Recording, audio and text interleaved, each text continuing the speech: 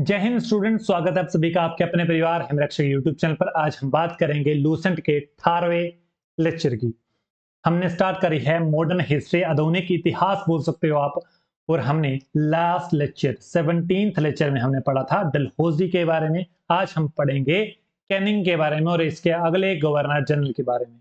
देखिए, कैनिंग जो था वो भारत का अंतिम गवर्नर जनरल था और इसको ब्रिटिश सम्राट के द्वारा भारत का वायसराय नियुक्त किया जाता है। ठीक है, ये भी आपने याद रखना है।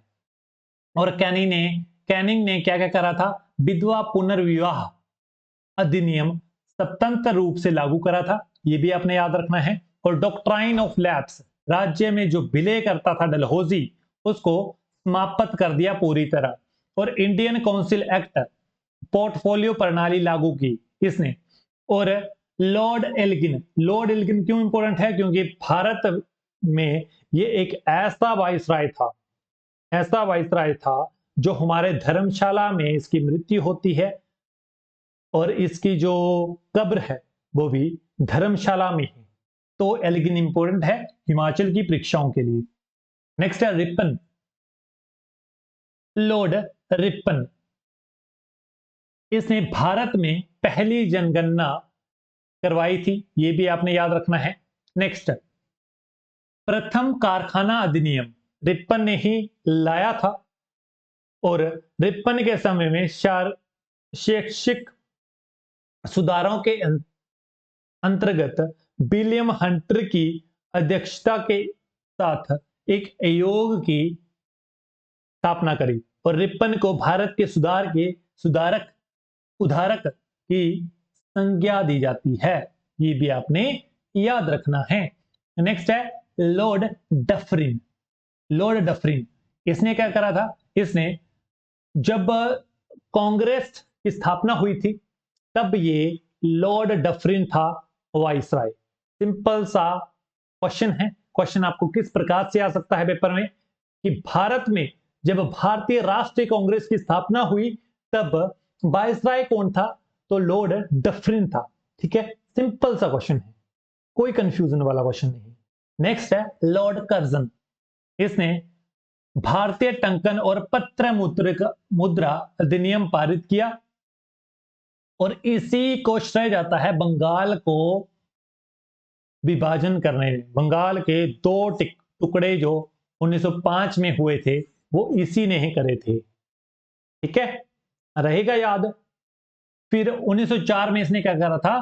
सहकारी उदार समिति अधिनियम बनाया था।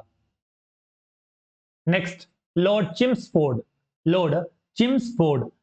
कांग्रेस के लखनऊ अधिवेशन, जब कांग्रेस का एकीकरण हुआ था, सभी को पता है, यदि नहीं पता है तो आपको बता दूं, 1907 में सूरत अधिवेशन में कांग्रेस के दो टुकड़े हुए थे, नरम दल और गरम दल।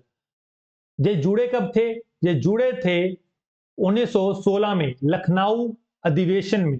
ठीक है, तब जुड़े थे। और इसके कार्यकाल में और क्या हुआ था? सैंडलर आयोग का गठन हुआ था 1917 में और रोलेट एक्ट पारित हुआ था 1919 में। ठीक है, लॉर्ड रीडिंग क्यों इंपॉर्टेंट है? 1923 में चित्तरंजन दास और मोतीलाल नेहरू ने इलाहाबाद में कांग्रेस के अंतर्गत स्वराज पार्टी की स्थापना करी थी, ये भी आपने याद रखना है। नेक्स्ट है लॉर्ड लिनलिथगो। इसके समय में पहली बार चुनाव कराए गए। चुनाव कितने प्रांतों में हुए थे? टोटल प्रांत थे 11 और 11 में से 8 में कांग्रेस को विजय मिली थी। 8 कौन कौन से थे? पहला था बॉम्बे, फिर मद्रास, फिर बिहार, संयुक्त प्रांत, मध्य प्रांत, उड़ीसा, उत्तर प्रदेश, सीमांत प्रांत और असम। यहां पर स्पष्ट बहुमत से कांग्रेस की विजय हुई थी। ठीक है, और इसके कार्यकाल में और क्या हुआ था? सेकेंड वर्ल्ड वॉर भी इसी के कार्यकाल में हुआ था, ये भी आपने याद रखना है। नेक्स्ट, अगस्त प्रस्ताव भी इसी के कार्यकाल में हुआ था 1940 में। क्रिप्स मिशन भी भारत इसी के कार्यकाल में आया था 1942 में। नेक्स्ट है माउंटबेटन। इसी का बड़ा हाथ रहता है हमारी स्वतंत्रता के लिए, क्योंकि यही बंदा जो था, इसी के कार्यकाल में हमें स्वतंत्रता मिलती है पूरी तरह। बट जाते जाते इसने हमारे पूरे देश को दो भागों में तोड़ दिया, एक बन गया पाकिस्तान, एक बन गया हिंदुस्तान। ठीक है, सभी को पता है हमारा भारत जो था वो तब 15 अगस्त 1947 को आजाद हुआ था।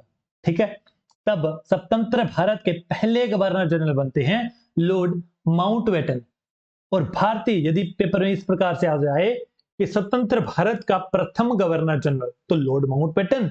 यदि आपको इस प्रकार से क्वेश्चन आए स्वतंत्र भारत का प्रथम और अंतिम भारतीय गवर्नर जनरल, तो CR गोपालाचारी। ठीक है, चक्रवर्ती राजगोपालाचारी। ये थी पूरे के पूरे गवर्नर जनरल। उम्मीद करता हूं आपको आज की वीडियो पसंद आई होगी। यदि आपको यह पसंद आई तो आप इस वीडियो को एक लाइक कर सकते हैं और वीडियो को ज्यादा से ज्यादा बच्चों में शेयर कर सकते हैं। यूट्यूब के अलावा हम 3 सोशल मीडिया हैंडल्स पर और भी हैं, इन तीनों का लिंक हमारे डिस्क्रिप्शन बॉक्स में है, हमें फॉलो जरूर कर सकते हैं आप, बिकॉज इनमें आपको तीनों में free of cost contact content जो है वो मिलता है। मिलते हैं नेक्स्ट वीडियो के साथ, तब तक आप खुश रहिएगा, पढ़ते रहेगा। धन्यवाद, जय हिंद, जय हिमाचल।